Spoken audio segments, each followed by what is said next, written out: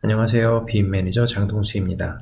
오늘은 실내 인테리어 또는 건물 외부에 디자인을 할 때 사용할 수 있는 비정형의 모델링 예시를 하나 보여드리려고 합니다. 사실 규칙적인 형태의 모양은 쉽게 생성할 수 있지만 비정형이나 복잡한 모양의 디자인을 실내나 건물 표면에 적용하는 것은 의외로 어려워하시는 분들이 많습니다. 그래서 오늘은 내부 매스라는 기능을 사용해서 보시고 계신 이미지처럼 벽에 비정형의 루버를 생성해서 적용하는 과정을 보여드리려고 합니다. 먼저 내부 매스를 실행하기 전에 하나 알고 계셔야 하는 것은 내부 매스를 통해서 비정형의 입체를 생성하는 방법이라고 하는 것은 일반적으로 여러 개의 프로파일을 그린 다음에 그 프로파일을 모두 선택해서 입체를 생성합니다. 다른 말로 하면 여러 개의 프로파일을 동일선 상에 위치시킨 다음에 레빗이 스윕 기능처럼 그 프로파일을 하나씩 지나가면서 전체 하나의 입체를 생성한다고 생각하시면 됩니다. 그래서 먼저 패밀리를 그리는 것처럼 내부 매스를 적용하기 전에도 먼저 참조 평면을 이용해서 개략적인 스케치나 영역을 그려놓는 것이 필요합니다. 예를 들어 제가 이 벽부터 시작해서 반대편까지 불규칙적인 형태의 표면을 생성하려면 여러 개의 프로파일을 그려야 합니다. 그래서 프로파일을 그릴 부분에 참조 평면을 미리 생성해 놓으면 그 참조 평면 위에다가 프로파일을 하나씩 그려 놓은 다음에 모든 프로파일을 선택해서 입체를 생성하면 됩니다. 그래서 평면도로 이동해서 먼저 건축 탭에서 참조 평면을 실행하겠습니다. 그리고 벽의 왼쪽 끝 부분에 먼저 이렇게 참조 평면을 하나 그리겠습니다. 참조 평면을 그린 다음에 벽을 클릭해 보시면 이렇게 벽의 길이가 지금 24피트라는 것을 알 수 있으니까 저는 8피트마다 프로파일을 그려서 입체를 생성해 보겠습니다. 그래서 처음 생성한 참조 평면을 선택한 다음에 복사를 선택하고 옵션 막대에서 다중 옵션을 클릭한 다음에 이렇게 복사해서 참조 평면을 배치하겠습니다. 그 다음에는 이 맨 왼쪽 참조 평면부터 이름을 지정할 텐데요.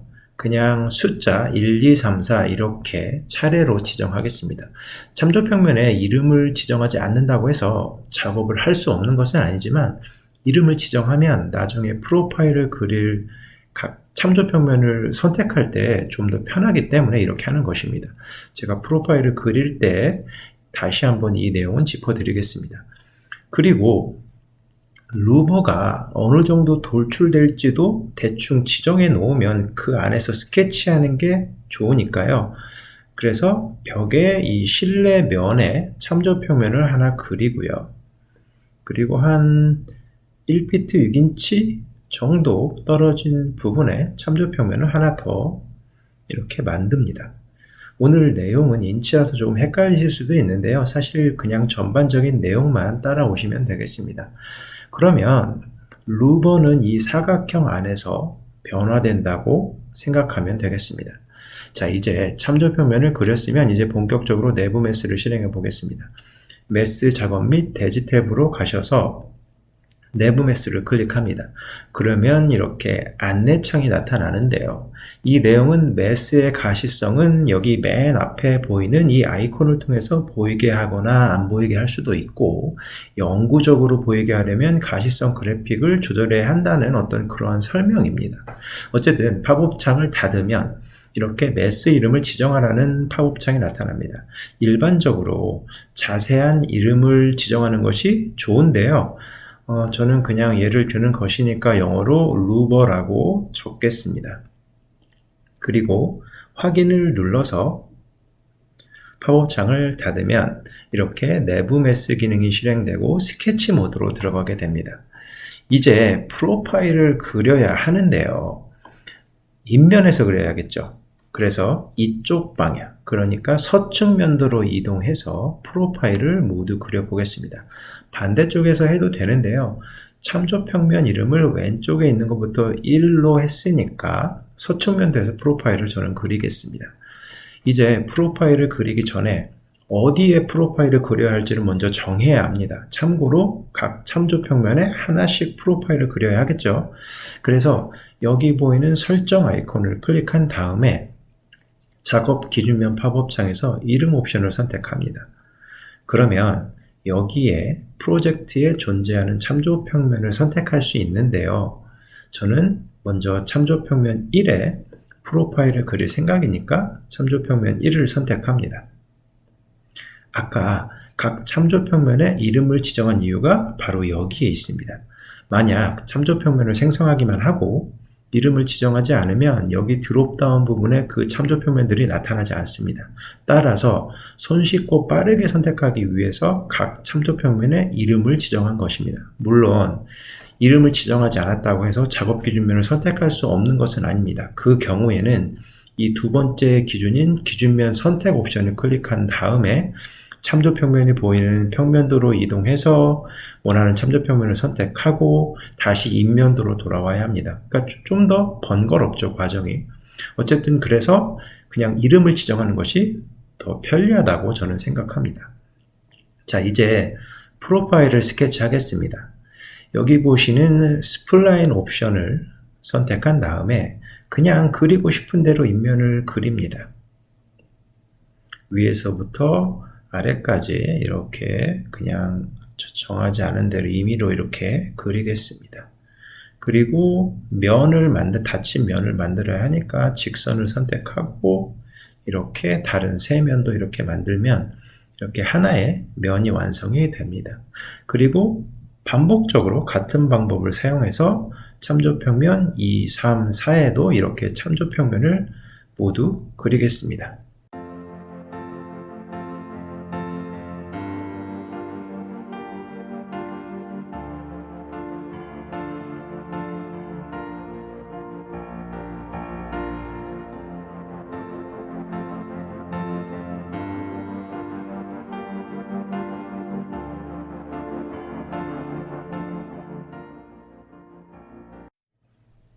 시간을 절약하기 위해서 이렇게 제가 4개의 프로파일을 다 그리고 난 상태에서 다시 설명을 시작하겠습니다.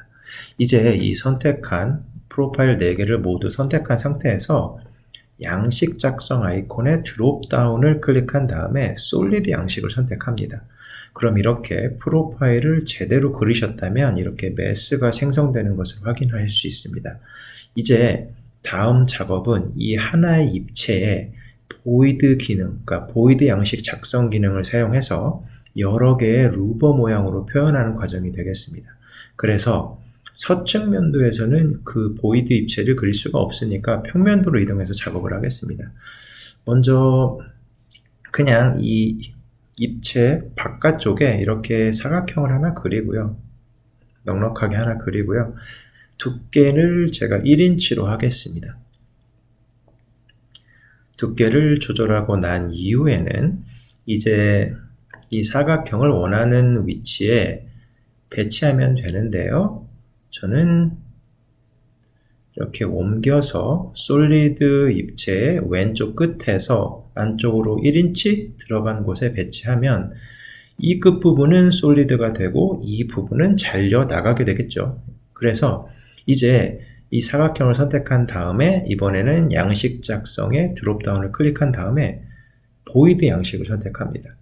이번에는 돌출 형태로 보이드를 만든 것이니까 높이를 확인해 줘야겠죠. 그래서 서측면도로 다시 이동해서 이렇게 천장 밑까지, 그러니까 솔리드, 저희가 처음에 작성한 그 솔리드 입체의 높이에 맞게 정렬해 주겠습니다. 이제 이 보이드를 반복적으로 복사해서 같은 간격으로 솔리드의 맞은편까지 복사하면 일정 간격으로 잘리면서 루버로 표현이 될 겁니다. 그래서 제가 최대한 빨리 작업을 해 보도록 하겠습니다. 이 복사 기능을 사용해서 이 솔리드 하나를 선택한 다음에 이렇게 몇 번 복사를 하고요. 그리고 다시 이 몇 개의 솔리드를 다시 선택한 다음에 이렇게 복사 기능을 사용해서 이렇게 쭉 복사를 해 보겠습니다.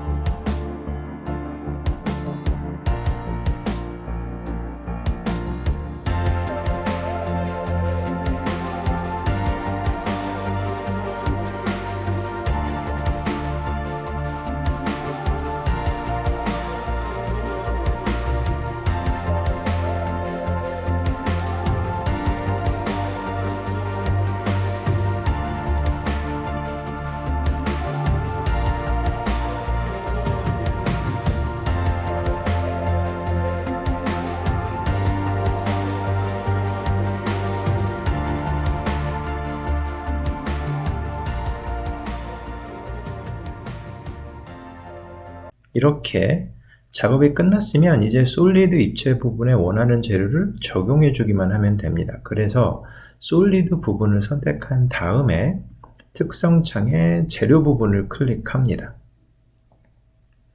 재료 팝업 창이 열리면 여기서 이제 원하는 재료를 선택하면 되는데요. 저는 이 부분에 체리라고 되어 있는 나무 재료를 선택하겠습니다. 선택한 다음에 확인을 눌러서 팝업 창을 닫고요. 이제 내부 매스를 완료하기 위해서 완료 버튼을 누르면 작업이 끝나게 됩니다. 그리고 이렇게 보시면 비정형의 루버가 실내에 적용된 것을 확인하실 수 있습니다.